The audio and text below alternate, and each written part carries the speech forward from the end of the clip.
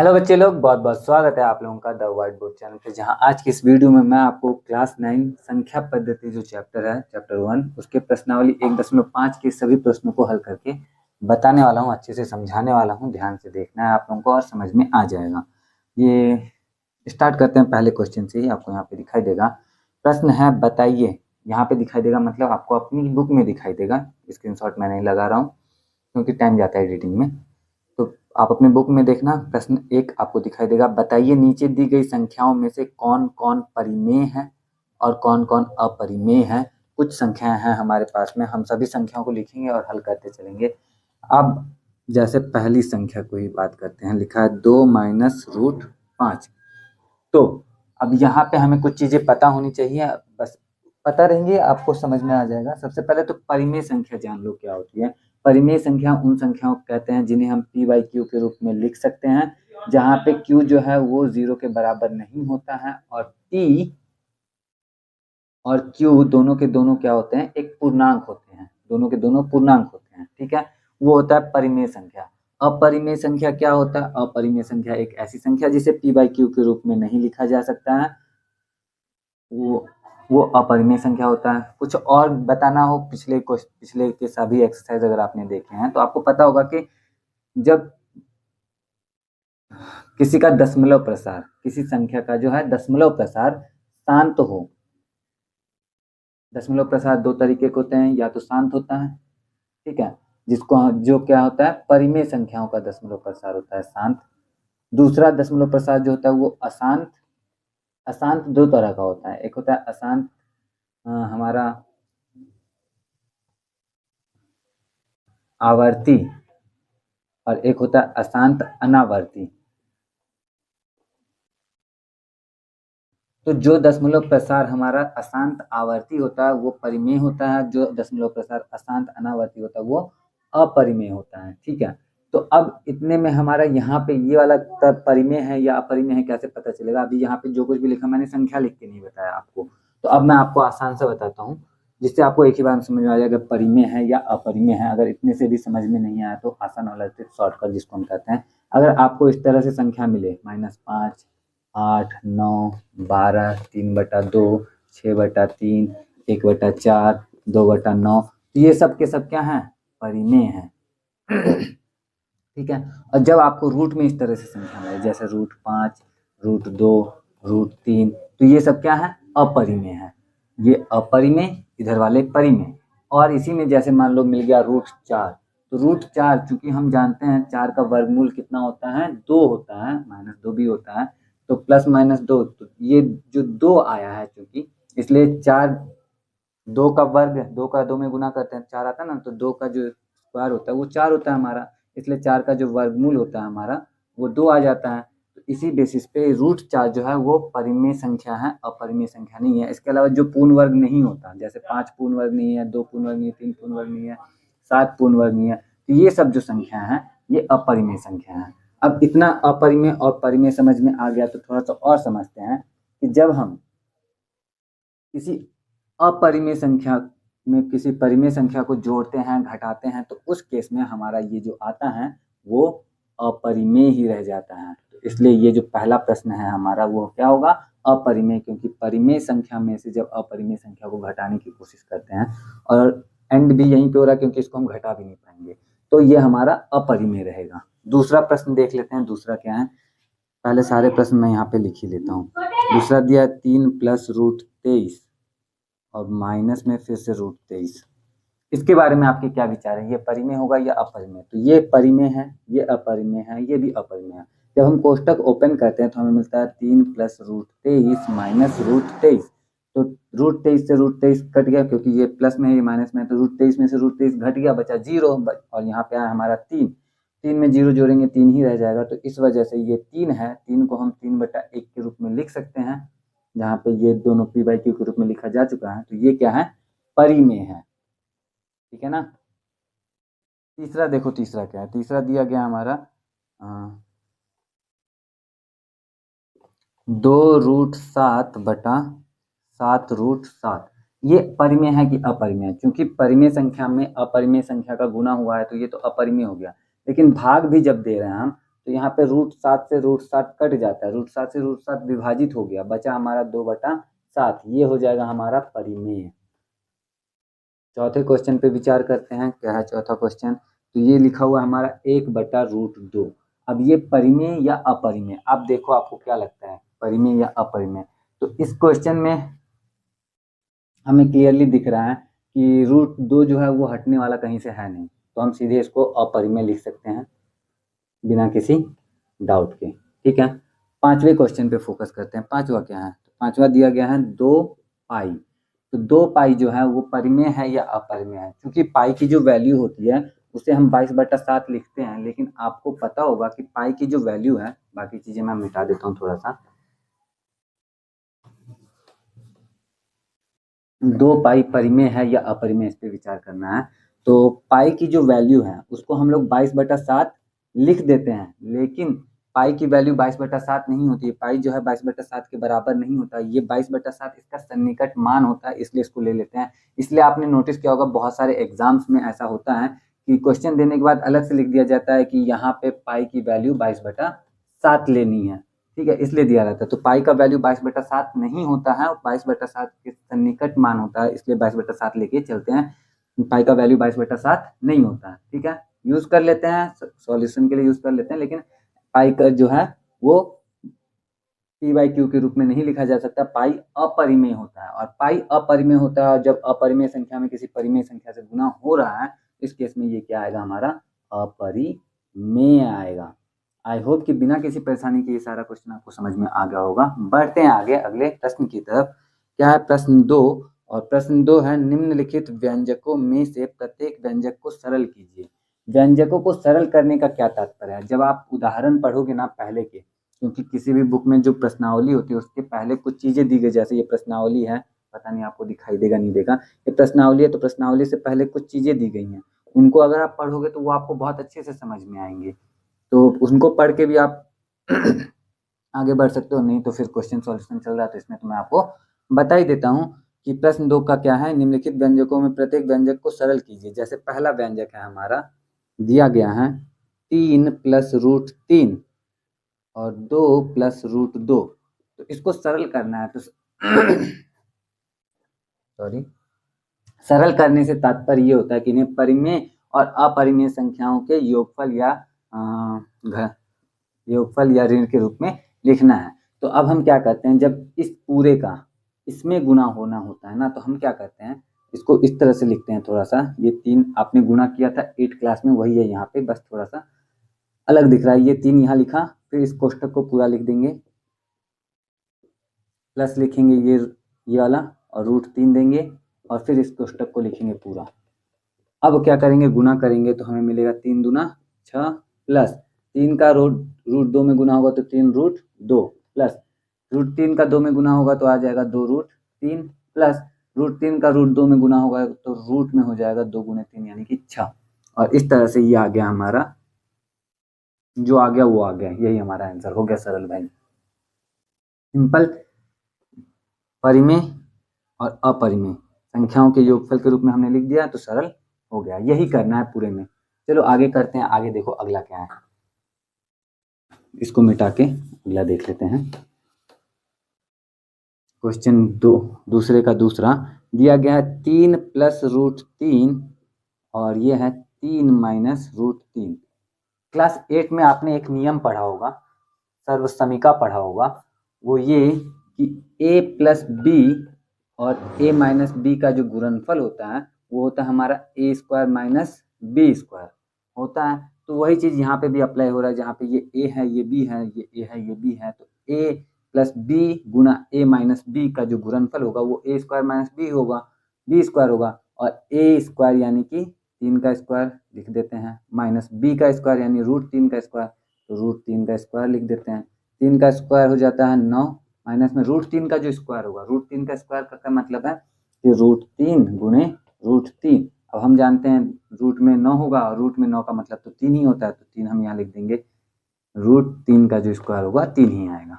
ठीक है, अब 9 में से 3 घटाएंगे तो हमें मिलेगा 6, और यही होगा हमारा आंसर। ये हो गया हमारा सरल हो गया। ठीक है, बिना किसी परेशानी के, आई होप कि समझ में आया होगा। बढ़ते हैं आगे अगले प्रश्न की तरफ। अगला क्या है हमारा, देख लें उसको भी।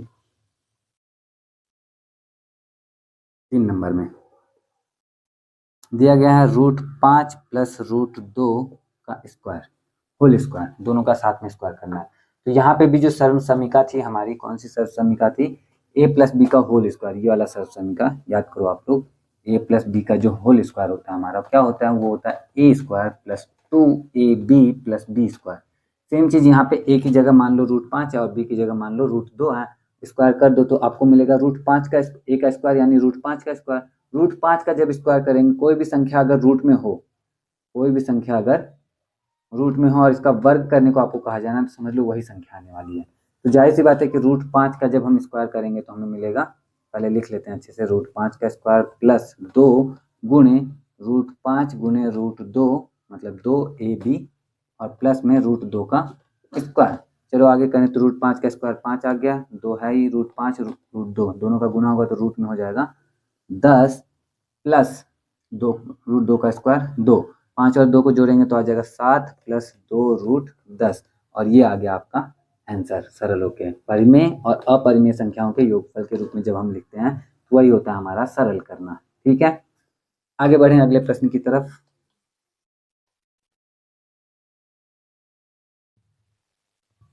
प्रश्न 4, अच्छा प्रश्न 4 मैं नहीं कर रहा, आप लोग खुद से सोचो।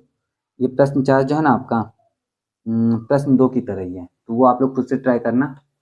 कोई दिक्कत हो तो आप मुझे मैसेज कर सकते हो, मैं बता दूंगा। हालांकि दिक्कत होने नहीं वाली, सिंपल है, दोनों एक जैसा है। आगे देखो प्रश्न 3 पे आते हैं। दिया गया है, आपको याद होगा पाई को एक वृत्त की परिधि मान लीजिए सी और उसके व्यास मान लीजिए डी के अनुपात से परिभाषित किया जाता है, अर्थात पाई बराबर c/d। यह तथ्य का अंतर विरोध करता हुआ प्रतीत होता है कि पाई अपरिमेय संख्या है। इस अंतर विरोध का निराकरण आप किस प्रकार करेंगे? बहुत ही इंटरेस्टिंग क्वेश्चन है, ध्यान से समझना। पहली चीज कि हमें बताया गया कि पाई क्या है, एक अपरिमेय संख्या है।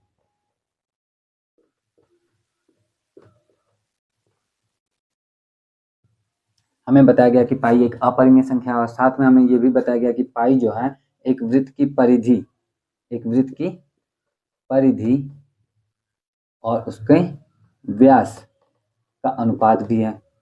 तो अगर ये अनुपात है यानी परिधि बटा व्यास, परिधि को अगर हम सर्कमफ्रेंस सी और व्यास को अगर हम डायमीटर डी से लिखें तो c/d है, तो ये p/q के रूप में तो लिखा जा चुका है। तो जब ये p/q के रूप में लिखा जा चुका है तो ये अपरिमेय संख्या कैसे हुई, और अगर ये अपरिमेय संख्या है तो फिर ये c/d के रूप में कैसे लिखी जा चुकी है? तो इसका उत्तर अभी कुछ देर पहले ही मैंने दिया था कि 2 पाई जो है वो क्या है, अपरिमेय संख्या। कैसे? क्योंकि पाई को हम लोग 22/7 लिखते हैं, जो वृत्त की परिधि और व्यास का अनुपात के रूप में लिखा जाता है, लेकिन एक्चुअल में वो ऐसा होता नहीं है। पाई की वैल्यू 22/7 होती नहीं है, वो उसका सन्निकट मान होता है। इसी वजह से यहाँ पे भी जो है परिधि और व्यास का जो अनुपात है एग्जैक्टली नहीं होता है, वो उतना उसके सन्निकट मान के बराबर होता है। इसीलिए हम लोग लिख देते हैं परिधि बटा व्यास, लेकिन सच में उतना नहीं होता। यही इसका आंसर होगा। तो इसमें कुछ नहीं, बस लिखना है आपको। क्या लिखना है मैं लिखवा देता हूँ, देख देख के आप कॉपी कर सकते हो अपने, अगर नोटबुक बनाने का इंटेंशन हो तो उनके लिए। क्या लिखना है इस पर, कुछ लिखना पड़ेगा हमें कि पाई एक अपरिमेय संख्या है,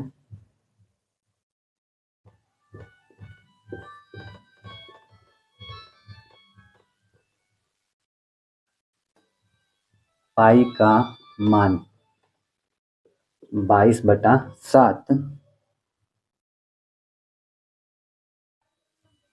के सन्निकट होता है। इसलिए कई बार की जगह अक्सर लिख लेते हैं, अक्सर, इसलिए अक्सर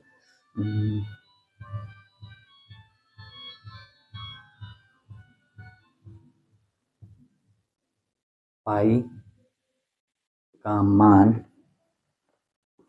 22/7 मान लिया जाता है।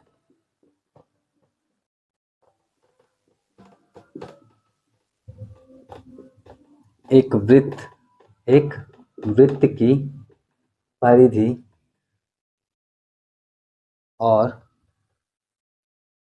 व्यास का अनुपात, एक वृत्त की परिधि और व्यास का अनुपात भी 22/7 ही होता है।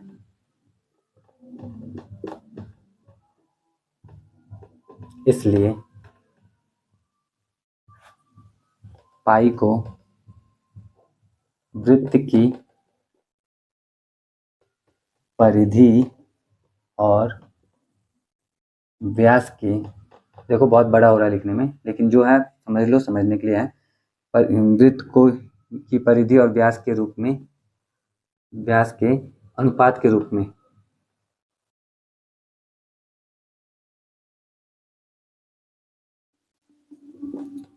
स्वीकार कर लिया जाता है।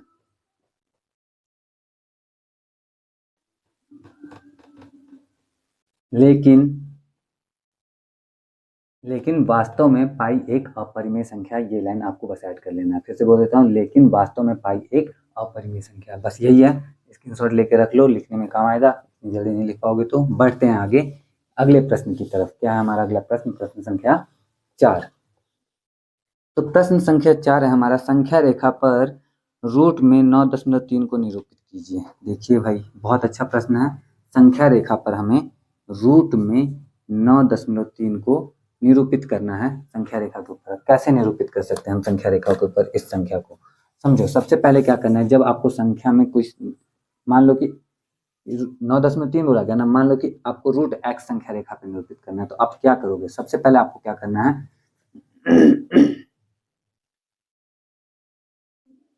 x कोई भी वैल्यू हो सकता है, जैसे 9.3 है, 10 भी हो सकता है, 12 भी हो सकता है, 15 भी हो सकता है, कुछ भी हो सकता है। तो आप मान लो a से लेके b तक, मान लो कितना x, ठीक है, x इकाई, सेंटीमीटर में है तो सेंटीमीटर, मीटर में है तो मीटर, किलोमीटर में तो किलोमीटर, x इकाई मान लो। x इकाई मानने के बाद यहाँ से इसका नाम रख दो b, यहाँ से c मान लो, वो कितना इकाई? सिर्फ एक इकाई। यहाँ से यहाँ x इकाई, यहाँ से यहाँ b से c तक एक इकाई। अब आपको क्या करना है, a और c के बीच की, क्योंकि a और c का मध्य बिंदु ढूंढना पड़ेगा आपको, तो a और c का मध्य बिंदु ढूंढने के लिए आपको क्या करना है, कैसे ढूंढोगे? आप क्या करो, एक प्रकार निकालो, प्रकार में पेंसिल इस तरह से फंसा लो, प्रकार की, ये है प्रकार की नोक और यह पेंसिल फंसी हुई।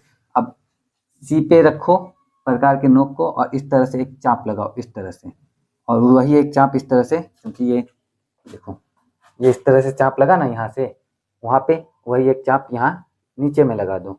जितना पे आपने चाप रखा है, ये प्रकार वैसे ये नोक यहाँ है और ये पेंसिल आपकी, इसको यहाँ पे रखो और यहाँ से भी एक ऊपर और एक इस तरह से नीचे चाप लगाओ।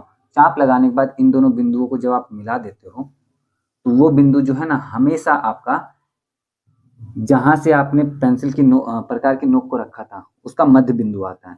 तो ये हो गया इसका मध्य बिंदु। अब इस मध्य बिंदु से आपको प्रकार के नोक को यहाँ रखना है और इसको पेंसिल को यहाँ पे रखना है और इस तरह से एक गोला बना देना है।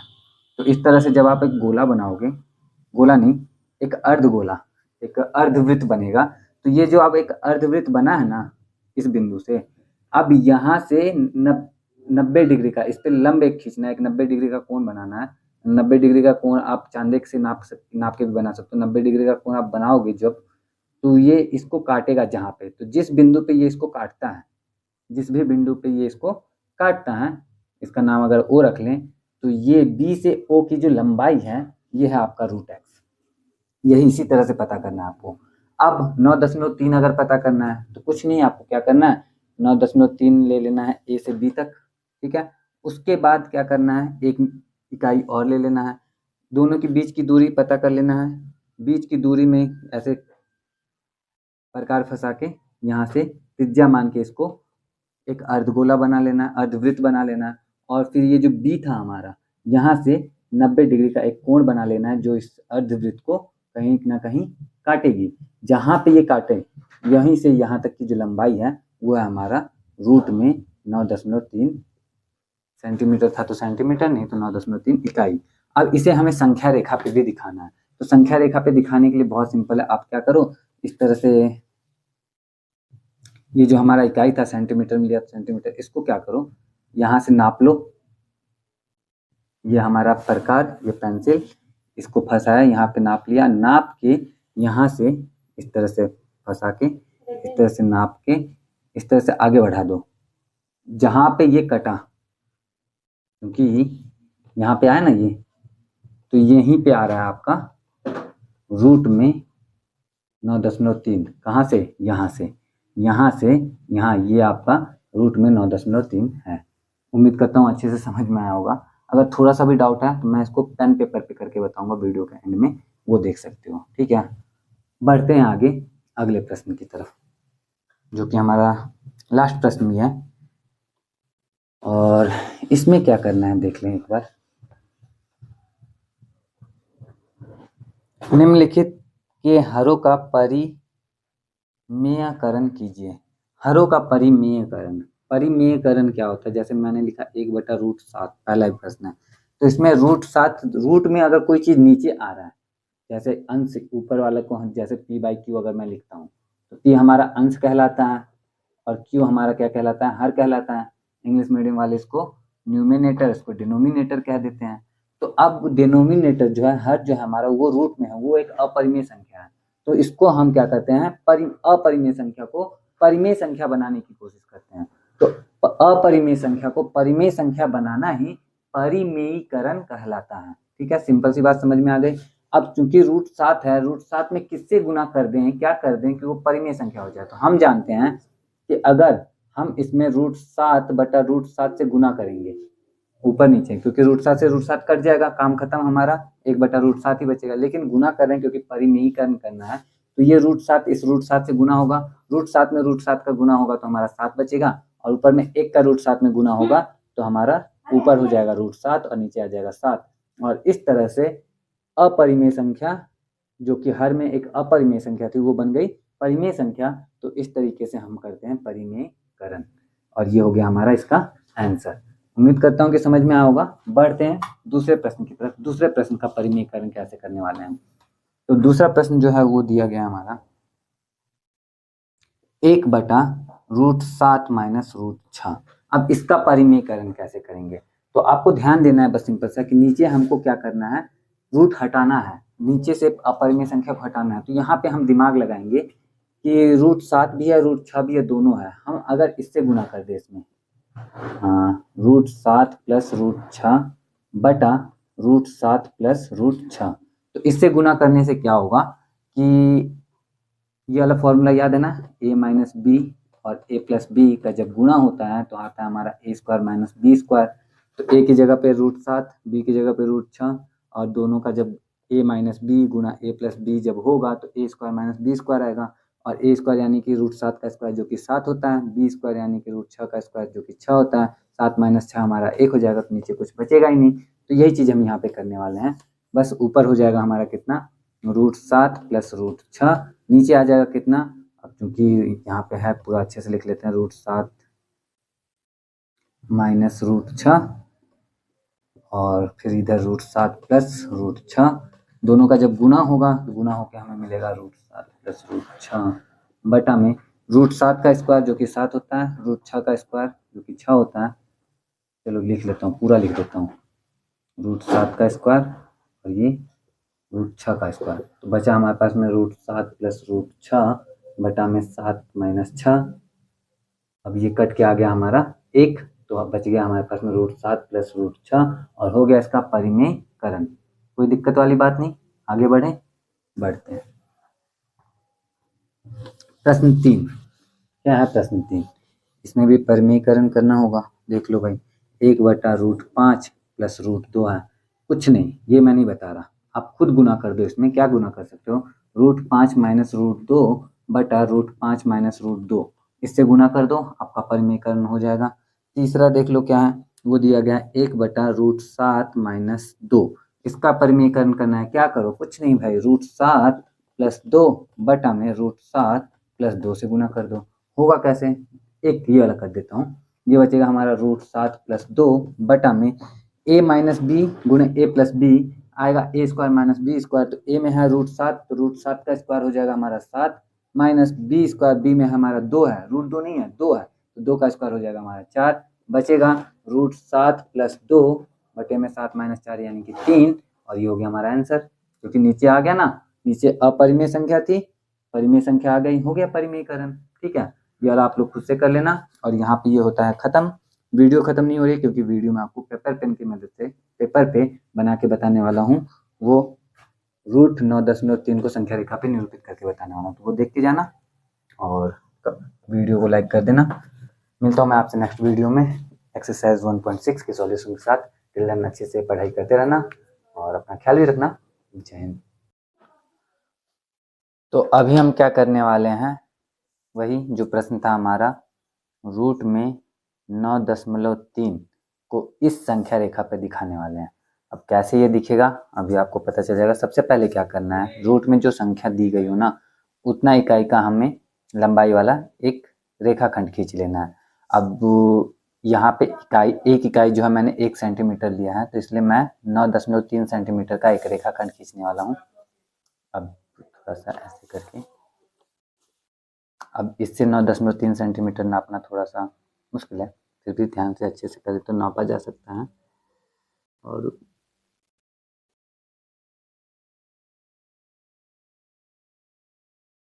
9, 1, 2 और 3, तो यहाँ से ये हमारा, अच्छे से बना देता हूँ थोड़ा, 1, 2, 3, तो ये हमारा 9.3 सेंटीमीटर का रेखाखंड है। इसको ए और इसको बी लिख लेते हैं। अब इसके बाद क्या करना है, बी से 1 सेंटीमीटर और आगे बढ़ा लेना है।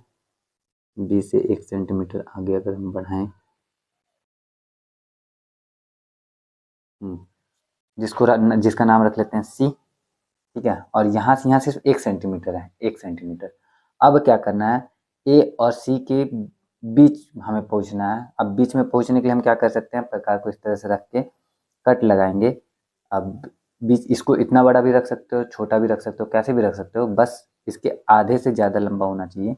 अब इसको जब कट लगाएंगे तो देखो कैसे लगाने वाले हैं। इतना बड़ा कर लिया, एक कट लगा ऊपर में, दूसरा कट नीचे में।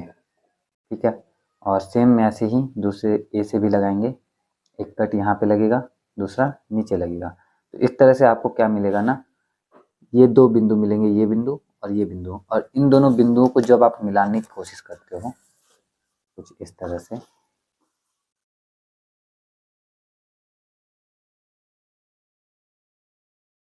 तो इन दोनों बिंदुओं को मिलाने के क्रम में आपका ये जो रेखाखंड पहले से खींचा गया था, ये 2 भागों में विभक्त हो जाता है। ये यहाँ से यहाँ अलग भाग, यहाँ से यहाँ अलग भाग। अब इसको आप ओ लिख लो और इसको केंद्र मानकर, इस बिंदु को केंद्र मानकर आप सी से एक अर्धवृत्त खींच लो। ये सी पे आ गया, यहाँ से एक अर्धवृत्त खींचना है, इस तरह से खींच रहे हैं हम अर्धवृत्त एक। अब ये जो अर्धवृत्त है हमारा, ठीक है, अब इसके बाद क्या करना है, इस अर्धवृत्त में बी से हमें एक 90 डिग्री का कोण खींचना है जो ऊपर की ओर जाएगा। तो यहाँ से बी से 90 डिग्री का कोण ढूंढते हैं। ये हमारा यहाँ पे आ रहा है, निशान लगा लेते हैं। अब एक लाइन खींच देते हैं बी से इसको मिलाते हुए। अब ये यहाँ पे अर्धवृत्त को बिंदु डी पे काट रहा है ना, तो बी से जो डी की लंबाई है, यही हमारा, ये जो बी से डी की लंबाई है ना, यही हमारा रूट में 9.3 है। ऐसे ही लाना है, सबका ऐसे ही बनेगा। तो इसको हम नाप लेते हैं पहले तो यहाँ से। अब नापने के बाद संख्या रेखा पे हमें दिखाना है, तो संख्या पे आ गया हमारा, संख्या रेखा पे ये, तो ये रहा वो बिंदु जो है रूट में 9.3। अब ये 3 के पास में आ गया है, वैसे 3 से बहुत 3 के आसपास में ही रहेगा। अब ये सेंटीमीटर में था इसलिए बहुत ज़्यादा पास हो गया है। अगर ये मीटर में होता तो थोड़ा सा डिस्टेंस हमें दिख जाता, किलोमीटर में होता तो और ज़्यादा दिख जाता, लेकिन बहुत ज़्यादा समीप है, सन्निकट है, तो 3 के सन्निकट मान भी सकते हैं। इस तरह से हम संख्या रेखा पे रूट में 9.3 को दिखाते हैं। आई होप कि आपको समझ में आया होगा अच्छे से। यहाँ पे मैंने रूट में 3.5 को दिखाया है यहाँ पे, तो इस तरह से आप लोग भी दिखा सकते हो। इसमें थोड़ा सा है कि ये इतना ज़्यादा क्लोज होता है, इतना ज़्यादा नज़दीक का होता है ना, कि कई बार थोड़ा सा भी इरर अगर आप करोगे इसके मूवमेंट में प्रकार को चलाने में तो गलत भी आ सकता है, लेकिन तरीका आपका सही रहेगा तो आपके नंबर नहीं कटेंगे, प्रोसेस मैटर करेगा यहाँ पे। आई होप कि आपके लिए वीडियो हेल्पफुल रहे। मिलता हूँ मैं आपसे नेक्स्ट वीडियो में। जय हिंद।